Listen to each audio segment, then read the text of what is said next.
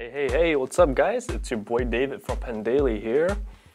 We have a Mobvoi TicWatch S2 with us today. We're gonna open it and check it out, okay? You guys ready? Here we go. Here we go. Oh, look at that beauty. Okay, so here we have the TicWatch S2. Let's take it out. It has two colors.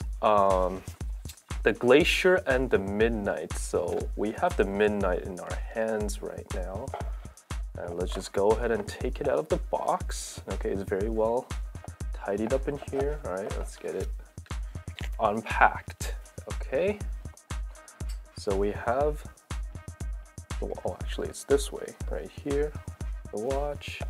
And this is the charging dock with its cable over here and the user manual. Okay.